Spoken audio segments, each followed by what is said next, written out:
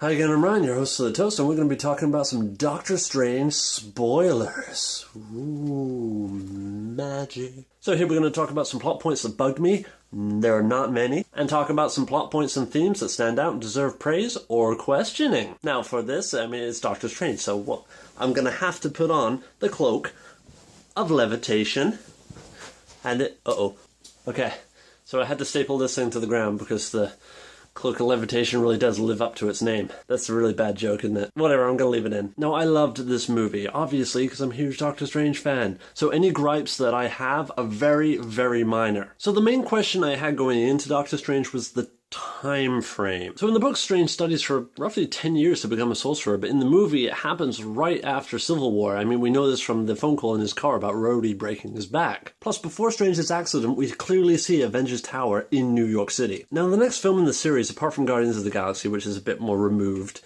is Thor Ragnarok, and we know that Strange helps out in that, and Strange is already established when Thor comes to see him, as we see in the post-credits scene. Which was a damn good scene, actually, although I don't know what's with the gloves. So anyway, as it appears, Strange has had his accident, had multiple surgeries, had recovery time, travelled to Kathmandu, trained in the mystic arts, and had time to defeat Castellius, all in a seemingly very short space of time. Now, these gripes were eased a bit by Strange's learning ability. I mean, he's got a photographic memory, he's an intelligent guy, and he learns really quick. I mean, he delved 100% into this. But it's still a very, very short space of time to rise through the ranks of this ancient study. Now granted, there could be some kooky time magic involved here, as it is used in the film, but they did not allude to that at all, and frankly, I think it would have been simpler to backset the origin story at like 10 years ago, before the MCU actually started. It would not have been hard to do. You just take out the reference to Rhodey, take out the Avengers Tower, boom, like maybe backdate the Lamborghini a bit, because that thing was brand new. But then you have a far greater expanse of time for him to learn and him to be really, like, the Sorcerer Supreme.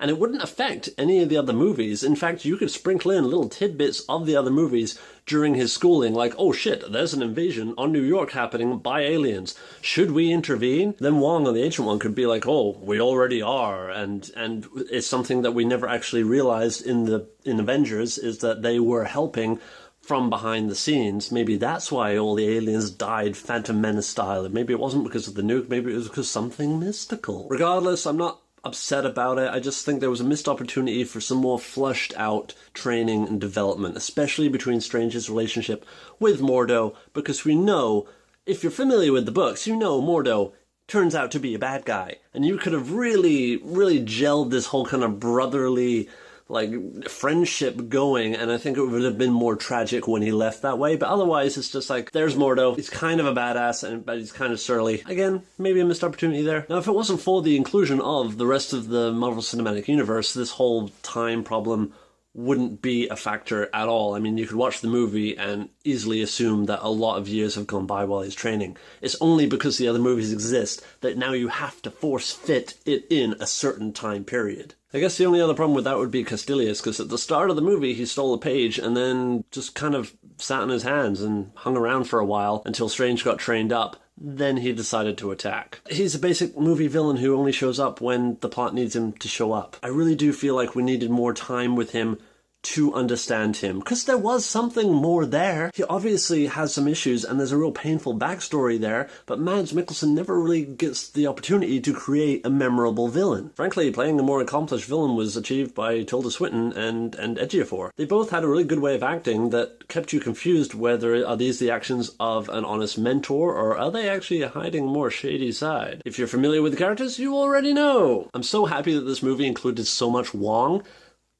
That didn't sound right. His role was strong and brought so much humor to the movie. I mean, that guy was just a joy to watch, even though he didn't really do much. And his actual name is Benedict Wong. Coincidence? Anyway, Wong was hysterical, but not because he's a clown, just in a deadpan way. I love deadpan humor, so he really did strike a chord with me. I mean, Strange is really quippy in this movie too. The movie is funny and enjoyable all around, but it's almost funny to a fault in some moments. There are times when the touch of humor lessened a serious moment to a degree that I would have rather they have left it serious. Or some humor that just went on a little too long, like the cape pulling. They keep pulling, like, I think they did it 3 or 4 times, this big wide shot cutting and big wide shot. They could have done it twice and I would have been perfectly happy. But the mirror scene in particularly was one of those scenes where I felt the tingles rising in me as the music was building and the drama was coming out of Doctor Strange until the little stop. Moment of humor that really just cut my tingles short. It was still a good scene, don't get me wrong. I would have just rather have had it end on drama rather than sacrifice the drama for that little joke. Now, the astral projection scene in the hospital was freaking awesome. I mean, it was basically like watching a ghost fight. They're just crashing around all over the place, making things wobble in the real world and scaring Rachel McAdams, who, I must admit, is a great addition to this film. Christine Palmer was a doctor, not a nurse, so on equal footing with Strange, and in a lot of ways she had more of a strength of character than even Steven. I said even Steven, I can't let that slide. In fact, my favourite moment in this movie was when Stephen Strange and Christine Palmer were face to face, and she was threatening to become just another love interest by going in for that kiss, but then she avoids it and goes right for the cheek, and then walks away, leaving our leading man in tears. Seeing that level of heartbreak and emotion in a male character, especially in a superhero movie, is kind of rare. So Christine buggers off, leaving him only one path to follow, giving him a drive that's going to carry him through the rest of the franchise. I love that she was the deciding factor. Like, on purpose, she decided, nope, that's the course you're taking, I'm off. But I will say, I don't care how good of a doctor Christine is, Strange is not finishing the film after being stabbed in the chest. I mean, talk about walking it off. I'm just going to chalk it up to magic. Speaking of magic, I love the look of magic in this movie. Like I've mentioned before in my other videos, it looks like it's grinding against reality and the universe doesn't like it happening, but it's gonna happen. Sparkly runes and flamey discs are one thing, but in the Thor scene, I gotta admit, subtle magic does it for me much more than the big flashy magic. Changing Thor's drink into a giant glass of beer, like between cuts, and then it refilling, much more subtle effects, but way more effective to me. With energy and runes and whatnot, it's like, oh, I can see the magic happening, but when it's just happening out of nothing, that's more, what? Yeah, I liked it. And again, what's with the gloves? I know he had gloves in the original books, like kind of yellowy gloves, but it was like he was going falconing. I don't know, maybe they just didn't have time to do the makeup on his hands that day. No, it's Marvel, they totally have time. What am I saying? Now, some might say it's a cop-out when at the end of the movie it just turns back time, but that made for a really interesting fight. I mean, they have to avoid everything moving backwards. And when you think about it, we enter the scene after the big climactic explosion of the sanctum and whatnot. I mean, how rare is it that you enter that scene after the fact and get to watch it in reverse? I don't know, I thought it was pretty cool. Although it does offer that trump card that now in every movie he can just turn back time.